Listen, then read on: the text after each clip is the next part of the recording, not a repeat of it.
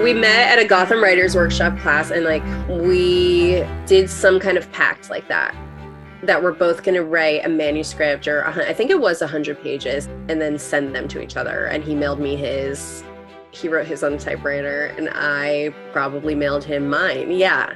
Oh my gosh, friends, this is a stellar episode. Today's guest is one of my writing mentors, Chloe Caldwell. She spills all the tea about the writing pact that led to her first book. And she also shares how she built her literary community with the help of Twitter and the Rumpus circa 2012. So I wrote this like crazy Where I Write, and it kind of like, for 2012 Twitter, it kind of like blew up, which is like nothing, probably like 10 people, but like it felt like it blew up because everyone was leaving comments, and Cheryl, under the pseudonym of Dear Sugar, started posting it and tweeting about it. And I didn't know who Dear Sugar was because no one did. She wasn't out yet. Chloe's formed her own unique path in the literary scene, and it's one that I really admire. And she gives us the play-by-play in today's episode. It's pretty inspirational. So here we go. There's nothing to writing. All you do is sit down at a typewriter and bleed. Welcome to The Bleeders, a podcast and support group about book writing and publishing. I'm writer and podcaster Courtney Kosak, and each week I'll bring you new conversations with authors, agents, and publishers about how to write and sell books. Hi, I'm Chloe Caldwell. I'm the author of 4 books, 2 essay collections, which are called Legs Get Led Astray and I'll Tell You in Person, and the novella Women, and the recently released memoir called The Red Zone, A Love Story. So I reached out to Chloe after I read her first essay collection, Legs Get Led Astray. I was just so moved by her honesty and grittiness, and I thought it was cool that she was about my age, and I found it very relatable. And then I started taking writing classes from her shortly after, and she's become a mentor to me over the years. Chloe, I'm so stoked that you're doing this with me. I looked up and I read Legs Get Led Astray in 2014. So that was when we first connected. Interesting. So 2 years after it came out. Yep. Yeah. So let's just do the lightning round that I have been doing with everyone. When did you first identify as a writer? I identified as a writer, I think, like I put the cart before the horse because it was a good practice for me. I'm not sure if that was advice I had received or if I came up with it on my own, but I started to just experiment with introducing myself as a writer when I hadn't even published anything. And I think that was helpful just to start to embody it and go through like the awkwardness of being like, yeah, I'm a writer. So I started doing that probably in like 2011, so about 10 years ago. And I was taking writing classes, and I remember my brother had said something to me and he said, you should be a writer. And I said, why? And he said, because you talk about writing all the time. Oh, yeah. And I was only journaling. So that was when that's when I was like, okay, this is something I can be and do. But you were like pretty young when you were writing into The Sun and stuff like that, right? Yeah, I was like 23. Yeah. What's your all-time favorite book? Right now, I'm going to say Writers and Lovers by Lily King. It's a novel that I'm obsessed with. You've got to read it. What's the premise?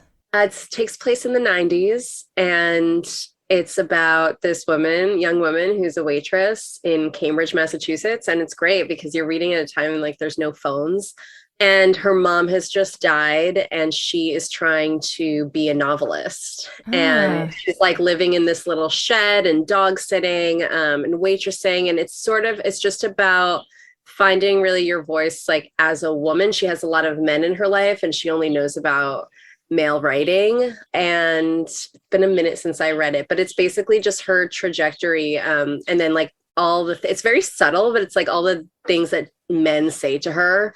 The opening scene is like she goes outside and her neighbor says to her, oh, you've been writing? And she says, yeah. And he says something to the effect of, it must be nice to think you have something to say. And that paralyzes her, just having this comment. So it's really just like this male dominated world and this woman becoming a novelist, waitressing, dating various people. It's fantastic. Oh, good rec. What's your dream writing routine? In a cabin in the woods. Does everybody say that? A cabin in the woods where I can go on long walks. I'm a get up early person. So I would get up early, let's say like 5. Let's say I would meditate and do yoga and then get some caffeine and start writing. And then at 1 o'clock or something, break and eat something and go on a walk and then read and watch movies at night. Are you by yourself? Totally. Yeah. So you're like binging. This is a binge session in the woods? Yeah, it's a binge session in the woods. Yes. Ooh, I like that one. What's the real writing routine? I don't think I have a routine because I don't like consistently write. And like I've been able to be productive that way. So I sort of believe in it, right? It's like I have 4 books out. So I think that works for me. I write when I have an idea or I'm excited about something's on my mind, or I'm working on a project, right? Like a book that I may get published and might not, but at the time I commit to it. And so when I have something I'm working on, I definitely am writing more regularly. Otherwise, these days, I'm probably just writing if I think of a pitch or think of an idea for an essay. But then let's say I start writing, a book, then I'll probably get more into it and have a little bit more of a routine. Like I definitely think that it's great to like touch the work every day, as they say, but I definitely don't do that. Okay, lots of questions, but we'll talk about the book writing in a second. Are you still an avid journaler? I know you were at the beginning of your career. No, I'm not. It sucks. I used to journal because I was in motion, like I was on the subway or the bus or the train or at a cafe, like walking around, in a city or whatever. And now probably pandemic a little bit and getting older and stuff, there's like less to journal. I feel like you journal when your life is like really unstable because you're like, life is always a crisis in your 20s. And now that my life is like stable, I feel I don't go to the journal as much as when I was like in despair. I still think I would love to start waking up and journaling. And I know that's really helpful. But I would probably be doing it more for like mental health reasons. Yeah. That's like your 30s, right? Your 30s compared to your 20s. So, but at the same time, I'm like, that's okay. That's okay to like not journal. And I have boxes and boxes of journals. I'm like, I can't keep making these. So once writing turns from like a hobby-ish thing or like a passion hobby to like your job, you kind of stop the part that got it to be your job, which is kind of crazy and sad, but I think it's common. Yeah, totally. What's one piece of writing that makes you jealous you didn't write it? Probably the novel I said, Writers and Lovers by Lily King, and also the book Motherhood by Sheila Heti. I also really like Sharon Olds' poetry. She has one book called Stag's Leap that I think is really beautiful. It's this purple, like slim book, and I believe that it was named after a wine, Stag's Leap. And it is different poems. I want to say that they're about grief, and the narrator's father had passed away, but she's also like she's very funny and just really, really lovely writing. Oh, nice.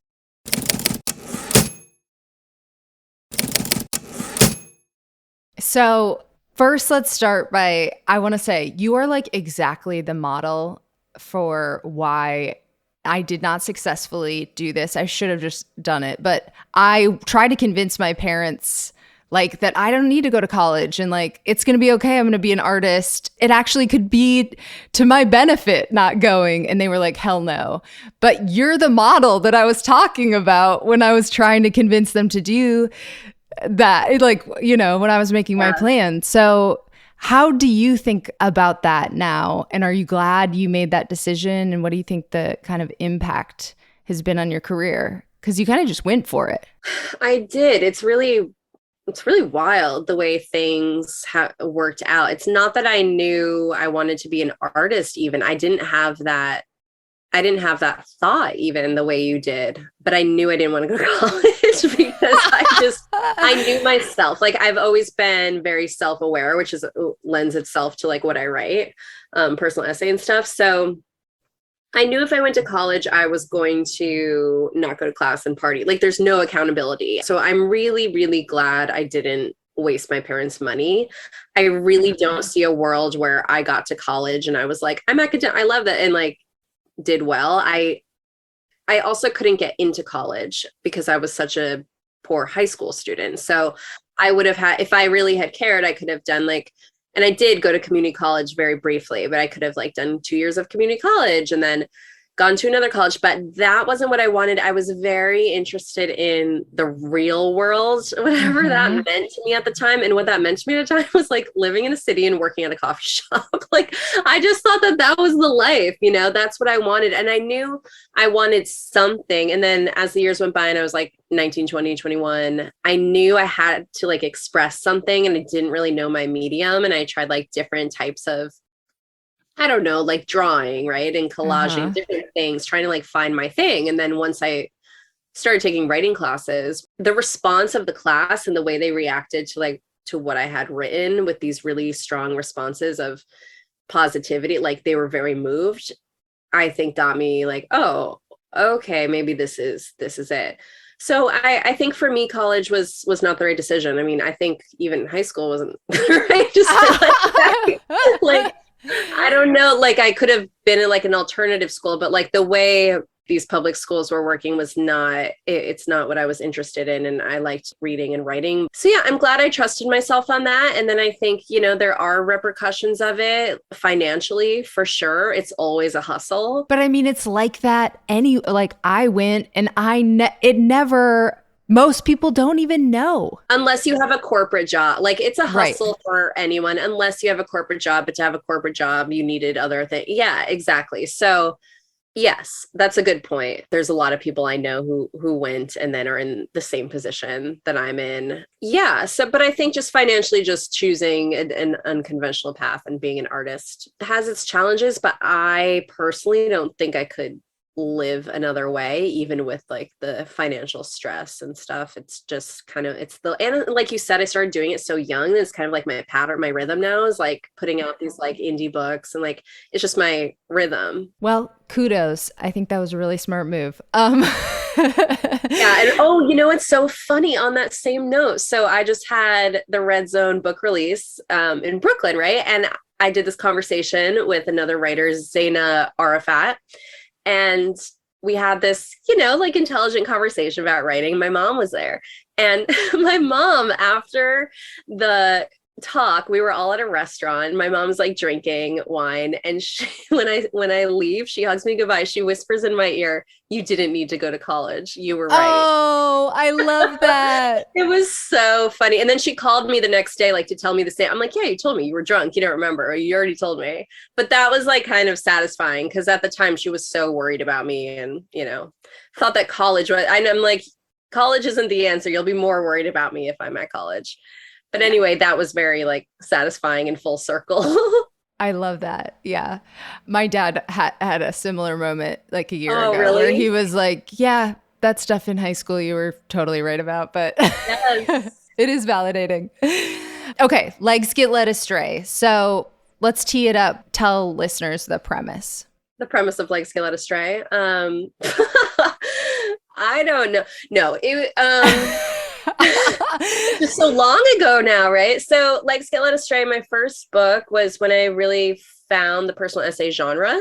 So the premise is, I guess, you're that girl in New York working at the coffee shop, right? Exactly. And like I captured that time period. And it's like I wrote the book when I was like 23, 24, 25.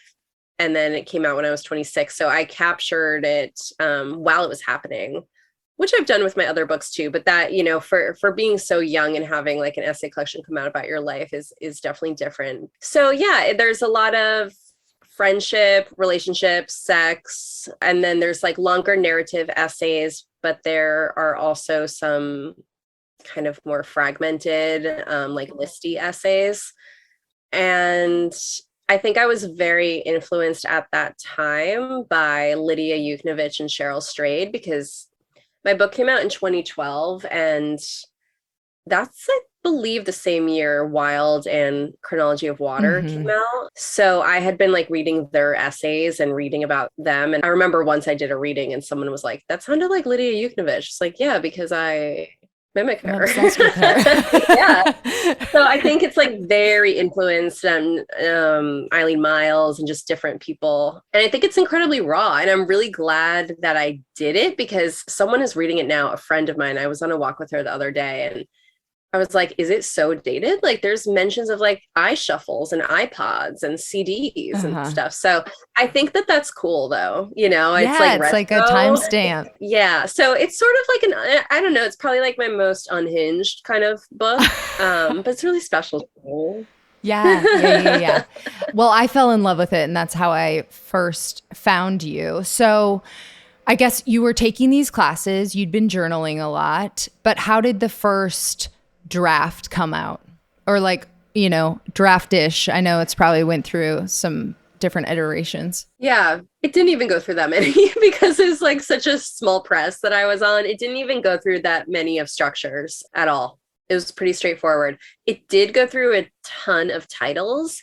So I think I got obsessed with, I had this goal of like, I want to put a book out. I really want to put a book out. And I'm going to put one out. And I was emboldened by the fact that I was reading a bunch of books on micro presses and indie presses. So I found this press called Future Tense Books that had published a book called Everything Was Fine Until Whatever by Chelsea Martin.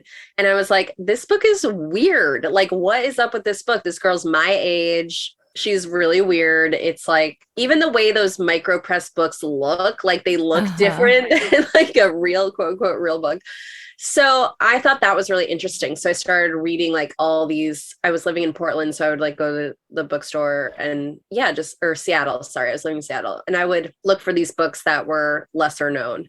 And that made me think, oh, well, if they can put one out and they're unknown, then maybe I could if I put it out with a tiny press. Uh-huh. So I think I had been writing so much. I was like, that's when I probably did have more of a writing routine and like wrote every day. I was just like churning it out constantly, really for fun. And I just put everything in a document as far as I remember and started moving things around, kind of what I still do, right? It's like just moving things around, put it in a document. I had so many different titles, and I played with it.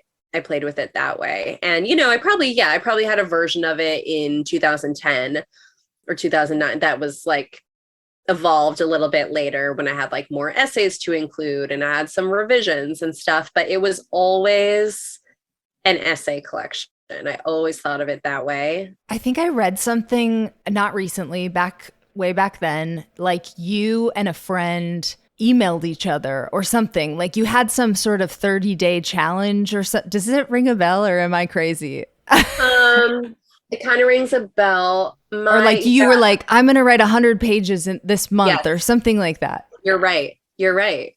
It was an ex-boyfriend and I who had met in a writing class. And Oh, yeah, I when we did love that it's an ex-boyfriend. That makes it even better.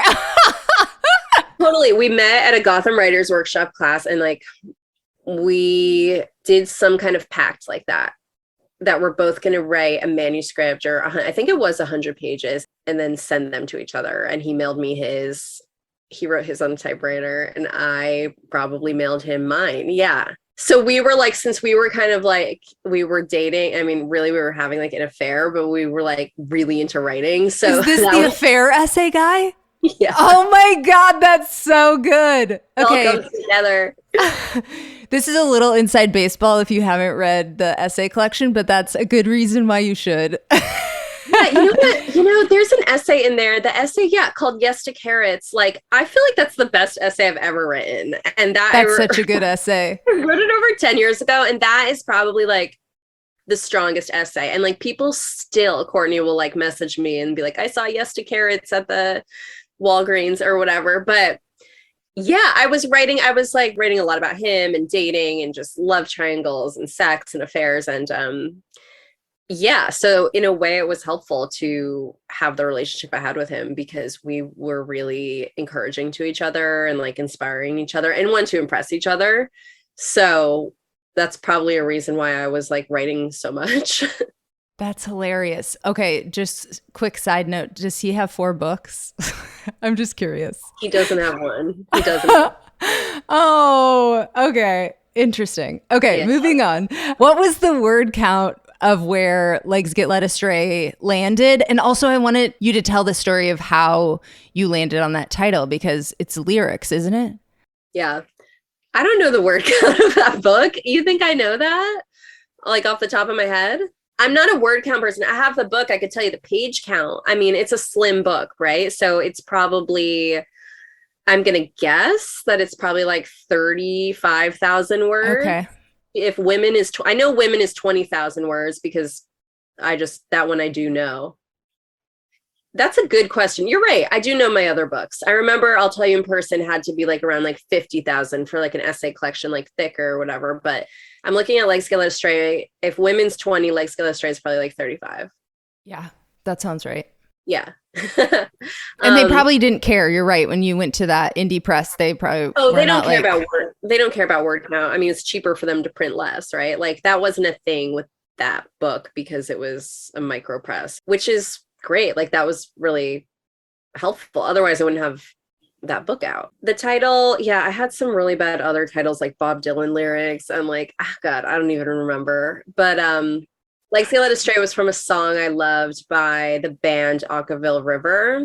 They are from Austin, Texas, and there's like this whole passage about change and things changing. I don't know, and Legs Get Led Astray was in this section of the song that I loved. And it just, I think I probably had it as an epigraph first, and then it just mhm. really stuck and I really liked it. And then I think it was my publisher back then who said, like, and I've carried this with me. It's like, think about it as an acronym too, because people are going to be shortening it if they're writing reviews. And we were Mhm. like, he was like, LGLA is actually really good. And it was like, okay. So it stuck. So landing the press, did you just cold query them? Did you know somebody? I cold queried, but I had done my research because, like I said, Chelsea Martin had been published on it. So I like went to the website and looked at all the other books, and I still do that to this day. But that was how I was like, okay, this seems my speed. These are Uh-huh. like, maybe not, they're not well known writers, and some of them are young, and it's usually like their first book. And indie presses have the liberty of putting out more edgy stuff and less polished and more raw and stuff that mainstream presses wouldn't go for. So I did cold pitch, and I didn't even think about, me, I'm like not a pitcher. So I was like, I didn't even think about the words pitch or query, honestly. I just wrote the email. And what was interesting about that, I think I sent the email in like 2009, and the publisher there said, oh, this is cool, but we have like a bunch of books lined up. So it's probably not for us right now, but keep in touch. And I was like, okay. And what ended up happening, thank God I had sent that email, because what happened was it was either a year later or 2 years later, he reached out again, or he Oh. reached out rather, and said, hey, do you still have that essay collection? And I was like, yes. And I always thought, I don't know, I always thought it was maybe because I had started publishing a lot more. I was like writing for the Rumpus then, and like Yeah. Cheryl Strayed was starting, she would like kind of post some of my stuff. So I was like, I wonder if that's like energetically, maybe like he saw something on the Rumpus. I was like, oh, that's the girl who, I have no idea who she is, but he said, do you still have it? I said, yes. And he said, can you send it to me? And I sent it. And luckily I had been working on it for the past 2 years. So I actually had like a better version to send. So I sent that, and then they took it. Nice. When did you make the Cheryl connection? Prior to even your first book? Yeah, yeah. It was before Legs Get Led Astray came out. 2012 was a really big literary year for me, and I missed that year. I just miss like culture. I miss everything about 2012. I don't know if you have years like that where you're just like, that was like a cool year. Yeah.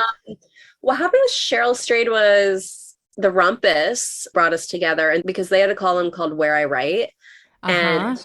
Roxanne Gay did one, Lydia Yuknovich did one. I think that's where I found Lydia's writing. And then I was like, I want to do that. That's like such a fun prompt.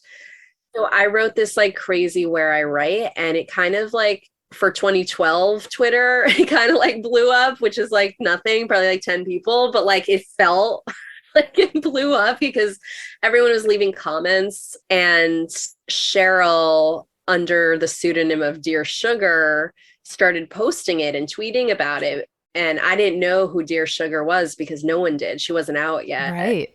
Yeah. So we started talking, and then eventually it came out that she was Cheryl, and then she was really supportive of me, and then she saw I had, this book coming out, and she wanted to blurb it and everything. But we met online like in 2011. That's amazing. The anonymous factor too. And I feel like the Rumpus kind of was more like that, where the community around it was just like so rich at that time. It was amazing. I miss that so much. And I've gone back to be like, are those comments still there? But the comments are gone on the Rumpus, which is kind of sad because I would love to go back and see. But I think all of the Where I Writes are still there. They should really keep that column. I wish they were still doing that one because it's a good one.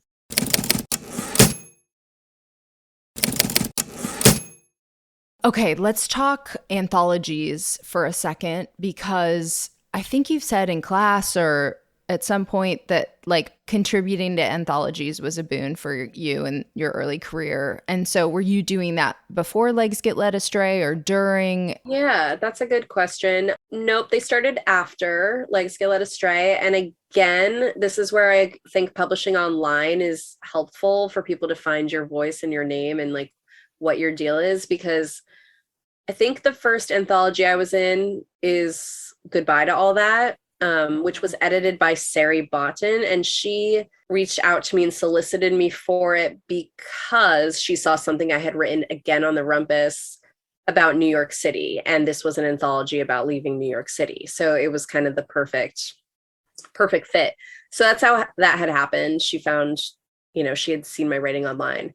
I think I also submitted to some, like if I ever saw a call for anthologies. I love that because, yeah, I'm sure I've talked about it in class, but it's just like you're given this gift of a theme and a deadline, which is a gift.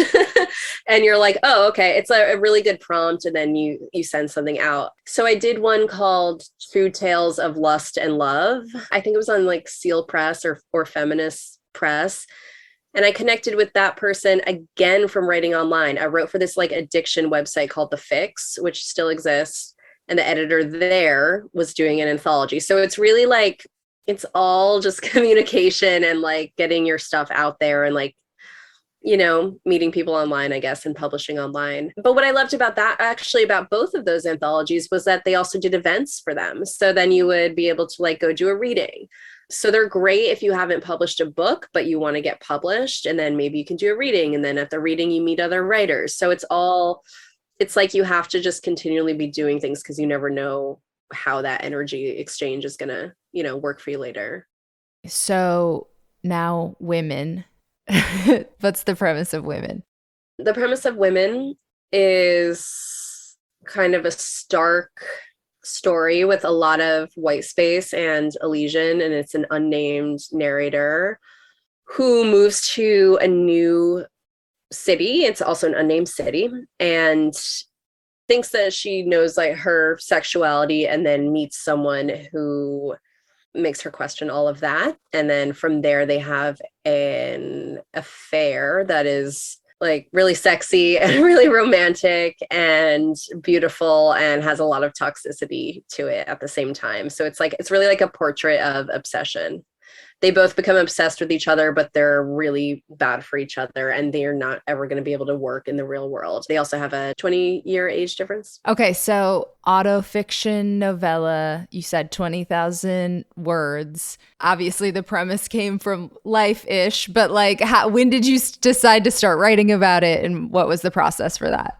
I wrote that book so quickly. I mean, it's short, right? So of course you're going to write it more quickly, but I feel like I started that book in fall of 2013, and it was published in fall of 2014. Just Ooh. really fast. Like it's faster than Legs Get Led Astray. I really churned that out. Yes, is definitely based on real life. And I think like, I don't know, just having a heartbreak like that where like you really think you're going to die. I don't know. I just, once I started writing it, I was really into it. And then I had some ideas like of a vision of like the style, and I knew I wanted it short. I really liked Bluettes by Maggie Nelson, just maybe cliche, but it's helpful for me to have a vision of what I want my book to look like. So I was like, okay, it's going to be short. It's going to be slim. It's going to have a lot of white space. It's going to be the same length as Bluettes. So just to have some kind of idea of what I was going for was really helpful with that book. And then at that time, I had never really read novellas. I don't think so. I started getting tons of novellas at the library and reading them all the time. And most novellas are about like these obsessive relationships, which is interesting. So I was reading novellas, writing this novella, and that's how it came to be. You knew you wanted to do small press going into it? Or that's like kind of the option with a novella? Maybe. Yeah, I think so. I think I was open. I didn't have an agent, I didn't have an agent still, so I wasn't, you can't really bring it to big presses without an agent. And I am friends with Elizabeth Ellen, who runs Short Flight, Long Drive books. And this is really eerie, but Chelsea Martin and I go to all the same presses like within a year of each other. So she had just put out a book by Chelsea. We're like on the same rhythm. We always put books out in 6 months from each other. Now we're on Soft Skull together. It's so weird. So I just liked what Elizabeth was doing. She was doing a lot of cool books. She was also a friend. And the reason I connected with her and her press for women was actually we took a trip to Jamaica and we all like read each other's work. Chelsea was there. Yeah, it was like kind of a loose workshop. And I had a version of Women, which was 20 pages, and it was called Roller Coaster. And it was just a draft. And Elizabeth really responded to it. It gave me amazing feedback and was really into it as a project and really helpful. So I sort of asked her when the book was done, I was like, I think you should publish this book. And then at first she told me to go to a bigger publisher, but I was like, no, I'm good. So did you ever write it as a nonfiction first? Was that Roller Coaster? Kind of, maybe. Yeah. Okay. I think I probably did. You weren't like instantly like, this is autofiction. No, I don't think I was instantly like, this is autofiction, but I knew it wasn't essays and I knew it wasn't a memoir. I was writing it with like those short prose with asterisks and stuff. So I sort of had this style of it, but I think it was more nonfiction-y at first. And then once it got bigger, it started to be a little more like experimental and change things around, bring in some imagination. And then I think once I started working with Elizabeth, who writes a lot of autofiction, she really encouraged me to do that and kind of showed me the way. And then the response to that was awesome, right? It was like an indie darling. Yeah. I don't know. I mean, my perspective is different, of course, because like when it first came out, I remember being on tour with some writers and it was really quiet around women for a while, but it has such longevity. I get messages about it probably every week, and it came out in 2014, and I think that that's unique for a small press book. So yeah, it just had this like steady thing. Usually with a book, it's like the first 3 months are busy and everyone's reading it and buying it. And with Women, it was like the first 3 months were quiet and then it just exploded. And I think that was also when it had a lot going for it. It was when celebrities were starting to post pictures of books. And people really liked posting the book because, I mean, they liked the book, but also the way it looked was so kind cute. of mysterious and like became a thing. So like, yeah, Zoe Kazan posted it. Lena Dunham posted it. I think Emily Ratajkowski, whatever, posted it, and Emma Roberts, that's a lot. That's a lot of celebrities to post a small press book. So yeah, it has longevity. I'm not sure how well it's holding up because things are really different now. And the way you write about like LGBTQ things are different. So that's very interesting to me. But again, it's like with Legs Get Led Astray. I'm glad that I captured what it was like in 2014, even though things are wildly different now. Yeah, totally. Yeah, it was like a sleeper hit then. I think it was. At least from my perspective, it was.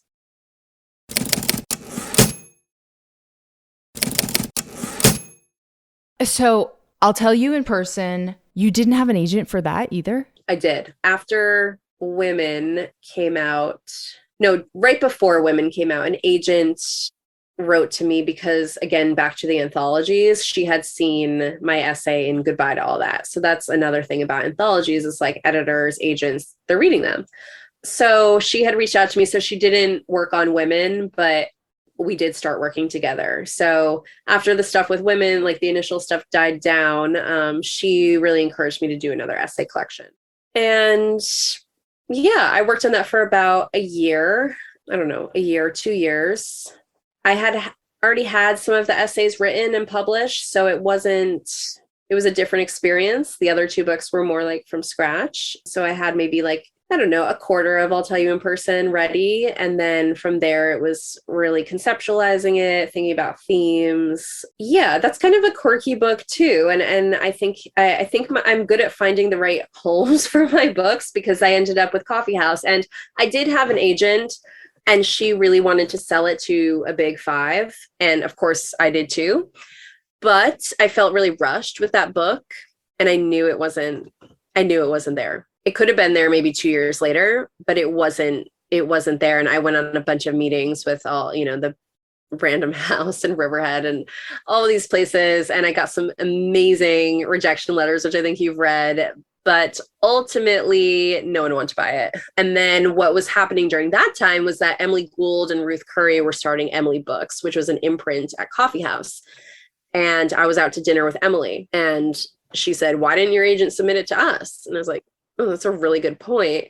So we submitted it to them and then they made an offer. And yeah, it wasn't tough for me really, but there was a little pressure from my agent of like, what if you keep making it better and then we go back to the bigger? And I'm like, I just don't think that's wise. They can still say no. I don't know how much better I'm going to get it. Like, I think this is it. It is what it is. And it's kind of a quirky essay collection. It's kind of random in some ways. It doesn't have like a huge overarching thing. So I thought the best decision was to go with Coffee House. And, Coffee House is just so great and so legitimate and they've been around forever. They do amazing work. So when I was telling people, they're like, Coffee House? It's crazy. So I went with that. I'm so glad I did. They were an amazing publisher to work with. Fill everybody in on where you landed on themes and stuff for that one. And did you have those, I guess, how much changed during the editing process? Yeah.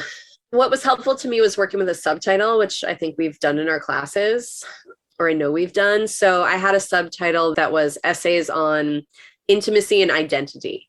And that guided me, like something as simple as that. I'm like, okay, these are what the essays are on. So how can I build those themes with each essay? So that was helpful. And then honestly, working with editors is helpful because they gave me feedback and places to develop, places that were weak, maybe places we needed to add a new essay. So I did write some brand new essays for the book as well. Okay, so Hungry Ghost, one of the key essays of that book, you have like a real celebrity, but you just call them celebrity in the book. And I guess, how did you come to that decision? Yeah, I looked back on an old draft of that and I had used TV star throughout, and that was too distracting.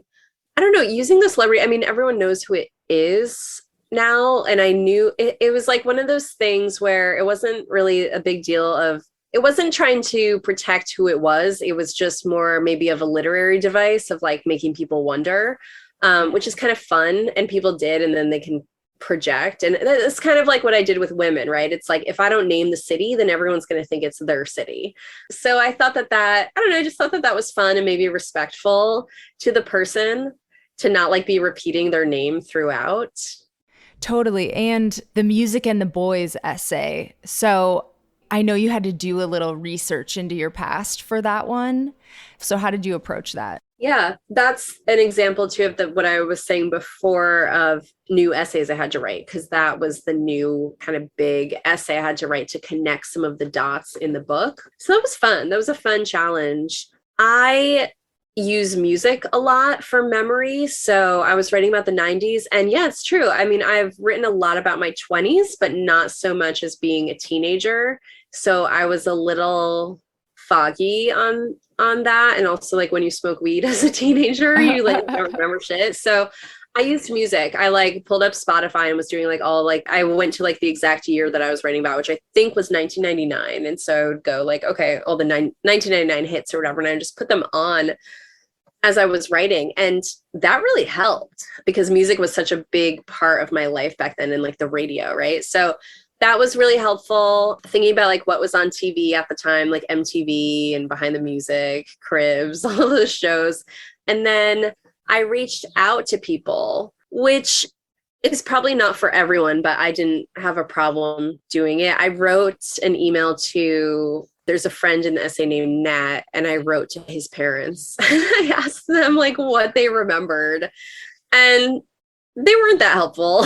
They were like, I can't remember if I like almost got a good detail from them, but not quite. And then I asked my own mom for some reflections. Did she have good stuff? She had a couple things, I think. Yeah, she did. She did. And those journals, did they come in handy? The journals come in really handy. The journals come in really handy for teenage stuff.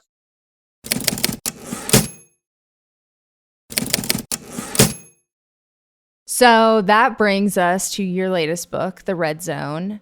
The premise of that book is? That book, The Red Zone, is a memoir through the lens of periods and PMDD, and like what a life looks like through the lens of having your period. And then the other arc in it is meeting my husband during the throes of starting to have a condition called premenstrual dysphoric disorder, PMDD. I did a podcast on like public radio, and it was an amazing podcast, Courtney. And then I listened to it, and they called it premenstrual psychotic disorder. Oh twice. My God.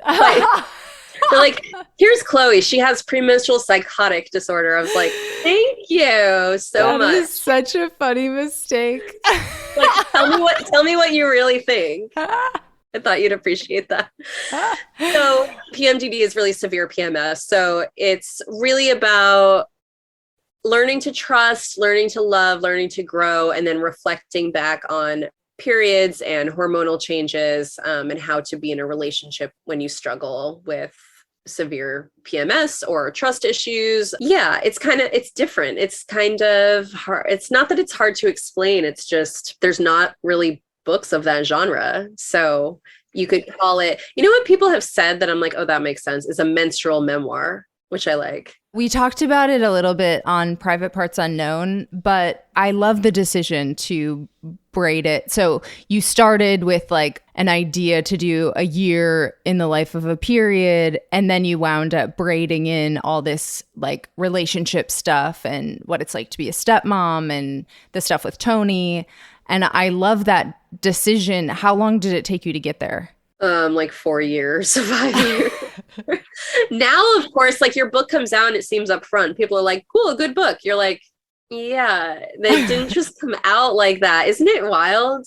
It's so nuts to me. Yeah, it took about 4 years to get there. Like I joke that I had like 175 structures. I tried a lot of different things with that book. And I think it's because the content was so different and what I was trying to do was so different. Like writing an essay collection is kind of easier for me because they don't have to be connected. You don't have to think about, okay, the narrative, like you do. And that's great, but it doesn't, not as much relies on it. And that's what I loved about writing essay collections was like, oh, someone can open this and go to any essay. But I knew The Red Zone was going to be a memoir. I had never written a straight through memoir. So that was challenging. That was just challenging to think about. Oh, what do I leave out? What do I keep in? Where is it boring? Where is it dragging? What's the arc? If it's a cycle of a period, how is there an arc? But I think the arc ended up being, like meeting my husband and his daughter. And so it was like an early relationship and a boyfriend, and then by the end getting married and then going to a PMDD convention. I think that helps the narrative.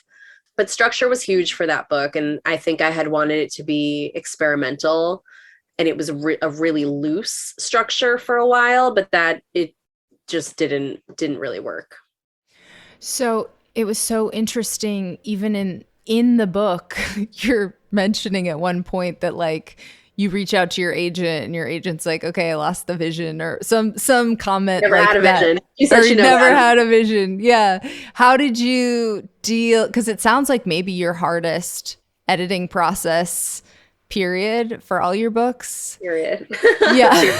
Period. Apropos. Yeah, I worked really hard on that book and I really challenged myself with that book. I mean, I could have talked myself out of it, right? About like writing a book about my period, but I had such a strong vision and like, I'm pretty in touch. I teach classes. I like talk to people like you all the time in classes. I'm like, I know what people will read. Like, I Uh-huh. know that people will read this and get it. So I felt really strongly about that. And yeah, so the agent thing, and this is why I warn people, like people think they get an agent and then their career's great or whatever, but that's not it. It's just a human. It's just a person. That's all it is. And I thought the same thing. I thought, oh, this is my big break because an agent had reached out to me and she's a pretty big agent, represents a lot of my contemporaries and had read Women and loved Women. Hadn't really mentioned my other books, but liked Women. And I signed with her for the Red Zone. Like we were under contract for that book. I'm not sure if she thought it was going to be more scientific or academic or what she thought, but whenever I emailed her or sent her questions or checking in or like whatever, she like wouldn't really get back to me for a while. And this went on, let's see, I probably signed with her 2017 and I think we were done by 2019. But that's a long time. And it affects how you feel about your work because this is the person who's supposed to be cheering you on. So I had sent her a draft of the Red Zone and I was waiting and waiting and waiting for her notes and waiting and really excited. And finally it's like a Friday at 6 p.m. and I'm like, do you have the notes? And she said she'd get them by the end of the day. She said, yeah, I'm scanning them in. And then the notes came in and there was like 5 notes on like a 250 page manuscript. There was just nothing. And I couldn't believe it. I couldn't believe it. And from there, I just thought, again, it's so hard to make these choices as a writer. You're like, oh, should I hang on? This person's going to get me money. You know, I should like, maybe I'm just a shitty writer. The book's really shitty.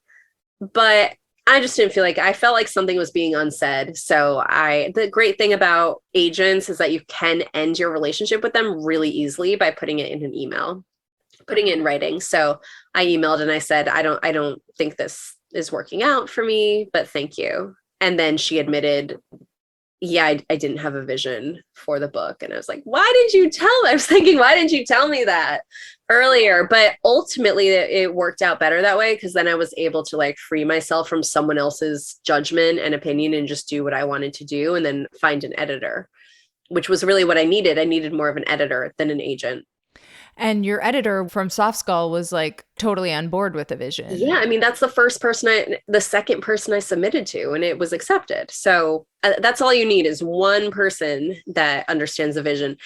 It would have been so interesting though, Courtney, like to take this book out to the big fives and see what would they have said. Like I haven't even thought of that until now. Like the rejections on that would have been freaking phenomenal. Like, oh, we don't know how to market this. Like, or would they have taken it? I will never know, but I really needed support. And Yuka at Soft Skull totally got it, had great feedback, and we were so collaborative on it. And that was the right choice. But yeah, I really wonder what that would have been like. Well, I think you might like create, like you created a little bit of a template. Like honestly, even with my own like ED kind of stuff, I've been like struggling with how to put that in a book. And I'm like, oh, that's such a good example, Chloe. You know, like you probably will start a trend. Then they'll totally know how to market it. I hope. Yes, exactly. Exactly. Okay. So we talked about your agent journey. Audible, you voiced I'll Tell You in Person, but not any of the other books. How was that determined and what was that like? Oh, that's an interesting question.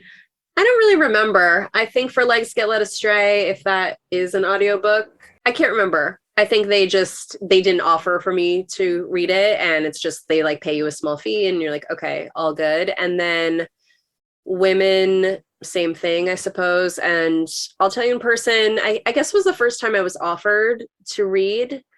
And I said yes for the pay. It ended up to being kind of like kind of a pain in the ass. For me, it wasn't really worth it. I know people say like, oh, I love when the author reads it. It was sort of I don't know. It was like kind of embarrassing to read it. It was also kind of emotional. It was like I had to travel like 6 hours away to do it. It just didn't, I didn't really get anything out of it. You're not like, oh, I need to do that next time. I'm going to demand it or whatever. No, I'm not. And I wonder if I should be like, because I don't know. Yeah, my mom was like, oh, you have to read The Red Zone. I'm like, I'm not reading it. It's so much better. And then The Red Zone was great because they said, they're like, oh, we want to, buy the rights for audio or whatever. Here are 3 different voices reading the opening chapter and you can choose. And I was like, that's cool. And then I listened, and I think having professional people is better because they can like do voices and they interpret the book differently than how I would read it. So I just think that they're better at it and I want them to do it. I love that. That's great. Well, we talked a little bit about like Cheryl and other mentor relationships. And I love that you and Chelsea have been kind of one-to-one the whole path. But what were the key things that you did to kind of like create your literary community? I think using Twitter was how I created my literary community again, like back to 2012. Which you're no longer on Twitter. I know. Isn't it ironic? I don't have to be because I have friends now. Like, yeah, I mean, now it's like I make friends on Instagram, right? But I met a lot of people on Twitter back then. And I think my literary community was through going to a bunch of stuff. Like I would go to a lot of readings. I would go to AWP. I mean, I went once, but I went once. I act like I went once 10 years ago, but that was helpful at the time. And I did make connections there of people I'm still friends with, right? And that was 2012. So one and done for AWP. Everyone's always like, are you going? I'm like, I'm good. Yeah, Twitter. And then you know what I did actually that was really helpful that I always forget that I did was I ran a reading series in Hudson, and I would just Facebook message people because that was what you did at the time and just say, hey, do you want to come up to take the train from New York to Hudson and I can host you and like have this reading? And people would always say yes. So I got like some sick lineups. Like I had Melissa Febos read. This is at my dad's apartment, mind you. Like this is in a loft where my dad lives, but it was such a cool event space. So that's why I did it, because we had this space. Melissa Febos read there, Jillian Lauren, I would read. I can't remember. Elisa Albert, Sari Botten, a bunch of people. And I did that probably like 6 times, and then everyone would stay in town and just hang out and become friends. So that I always tell people, like, start your own thing, start a writer's group, start a reading series, start a storytelling series, a podcast, all of that helps. And what's next? You might not be able to share, but anything that you can share, a future project, and any bucket list goals. I would definitely like to write a novel. I feel like anything I write, people are going to just think that it's nonfiction, even if it's a novel. Like, I would like to challenge myself to write a novel. I think it would be really fun. I think it'd be really hard, but ultimately rewarding. So I'd like to do that. I struggle with that because I'm like, how do I do a plot? I think you just start going. So I'd like to do that. Right now I'm a little bit on hiatus, but that's my bucket list. Yeah, I'm not really working on anything. I have like that in my brain. And then, people approach me a lot, back to the women thing. I still get emails of like, who owns the rights to this? Like, can I adapt this? And someone did adapt it, like wrote the entire screenplay and sent it to me. So I'm considering working with this person on it. But we'll see. Yeah. Because it's been so long since Women that I feel like enough time has passed that it could be interesting again. Yeah. Yeah. And cool for you to like be involved in the reimagining of it too. Yeah. And now for the postscript. Just a few final pieces of advice. What piece of writing advice do you wish you could give your former self? Learn how to check for typos and figure out how to use grammar. Fair enough. And don't send things out before like proofreading them. One tip for writers trying to get a book published.